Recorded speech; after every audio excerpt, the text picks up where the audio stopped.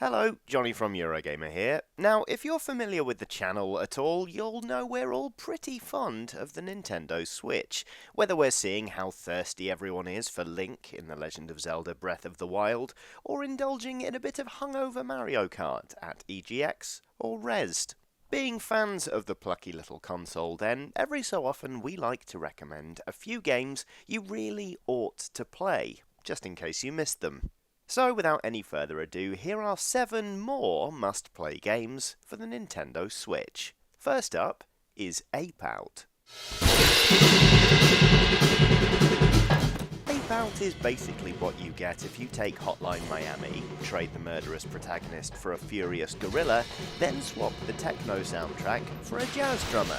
Only the jazz drummer can see what the ape is doing, and is using its deadly rampage as musical inspiration. If that sounds like a lot, well, it is. Ape Out really is an experience that needs to be played in order to be fully appreciated. As you might have already guessed, you play as a gorilla that's freshly escaped its cage and is now looking to get outside, wading through scores of armed guards along the way. You'll escape science facilities, office buildings, even warehouses stuffed with explosive barrels, and you'll leave every single one of them splattered with gore by the time you're done.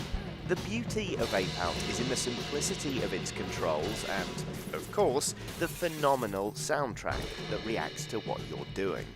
The levels are also procedurally generated, meaning it's more of a game you vibe your way through rather than learning a set layout by rote, as you'll surely remember doing in Hotline Miami. Ape Out is an absolute corker of a game with great replay value, so if you've ever wondered what it might be like to be a gorilla using a scientist as a human shield, now's your chance. The second game on our list is Moonlighter, a dungeon-crawling RPG with a real difference. See, you might think at this point that you understand the life of a video game adventurer pretty well. Go to dungeon, slay monsters, pilfer conveniently placed stacks of currency, leave rich. It's a risky job, but hey, it's the one you have. Well, not so fast, friend. In Moonlighter, your actual job is running a shop. The adventuring stuff, that's more of a side gig. It's what you do when you're, wait for it, moonlighting. See, in Moonlighter you play as shop owner Will, who makes a living by selling the odds and ends he's picked up while dungeon crawling. You'll make your way through the game's procedurally generated dungeons, filling up your inventory and using a special talisman to bug out at the last minute. And then it's back to the shop to sort out the stuff you've brought back and assign it a price on the shelves. Customers will then come in and either buy happily, which means you've got the price about right, buy excitedly, which means you sold it too cheaply, or they'll look disappointed and leave, which means you're asking too much. You use the coin you earn in the shop to buy yourself better equipment, but you can also fund projects in the town, such as a smithy, giving you access to more goods. Moonlighter then is a nifty balance of small-town economics, inventory management, and good old-fashioned adventuring. It may sound a bit daft, mostly because it is, but make your first few sales and I promise it'll draw you right in. Speaking of things being drawn into things, Donut County is a game all about controlling a gaping hole in the ground as it swallows things whole. Oh, and said gaping hole is being controlled by a raccoon with a very skewed perspective on how to solve other people's problems. Now, chances are you've already heard of Donut County, maybe you've even given it a go on your phone or tablet, but honestly, this game is perfect Switch fodder. Controlling the little hole as it glides around the screen is so much better with an analog stick rather than letting your hand get in the way on a touchscreen, although you can still control it that way if you prefer. Each level presents a sort of a miniature puzzle that unfolds as you go, with some joyful elements to manipulate and the kind of world logic that makes you giggle even as you're casting buildings and townfolk alike into the void. Donut County is all tied up with a cute story about who's to blame for the town having been completely destroyed, with a smart script and some lovely characters keeping things ticking along. Now, I'll level with you, this is not a long game. You can blast through Donut County in just one sitting, but it's still absolutely worth picking up. It's charming, oddly moving, and even once you know the solution to all of the puzzles, the chances are you're going to want to play it again. If you've been sleeping on this one, wake up and get it downloading. I promise you won't regret it. Next on our list of must-play games on your Switch is actually 3 games bundled into one. It's the aptly named Phoenix Wright Ace Attorney trilogy. Now, I seriously doubt I need to explain Phoenix Wright to you, but in the interest of thoroughness, I'm going to anyway. Phoenix Wright is a defense attorney / basically private investigator who seeks to exonerate his clients in a series of tense courtroom clashes. The game is split into 2 halves. First, you investigate, gathering evidence and information that might help your case. As I mentioned, you're basically a private investigator for this portion of the game, but nobody seems to mind that you are clearly overstepping your remit. Anyway, in the other half of the game, you must use the information you gathered and your wits in order to present a successful defense, cross-examining witnesses and answering questions from the judge to the best of your ability. It's all very dramatic, being peppered as it is with shouts of objection and the like, making it into a truly beloved series since its initial release all the way back in 2001. Whether you're discovering these games for the first time or replaying them for the nostalgia value, the first 3 have been bundled into the Phoenix Wright Ace Attorney trilogy and ported to Switch, so you can take the courtroom with you wherever you go. You'll certainly not hear any objections from me. Next on our list of Switch must-haves is the excellent Bubba Is You. Bubba Is You is a puzzle game, so, like all puzzle games, it has rules. The difference here, however, is that those rules are represented in the world as physical objects, meaning, of course, you can mess with them. For example, if something is an obstacle, say wall is stop, you can nudge the block that says stop out of alignment, meaning that statement is no longer true and you can get through the wall.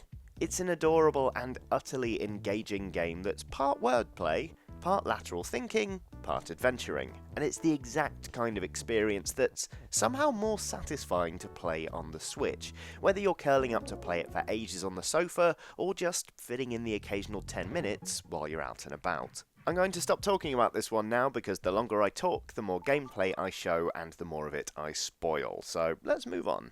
While Bubba Is You is friendly and adorable, our next game is, quite frankly, anything but. Hellblade came out on PC, Xbox One and PS4 back in 2017 and absolutely blew me away. I gave it an essential on Eurogamer, in fact. Following the story of Senua, a picked warrior who makes a perilous journey into Helheim to rescue the soul of her dead lover, Senua herself suffers from psychosis, causing her to see and hear things that aren't there. Meaning that, as well as a beautiful and engaging action game, Hellblade is an illuminating and quite often humbling exploration of mental health. As you might have already guessed, it's a pretty intense experience, and quite frankly, I understand if you've already decided it's not really for you.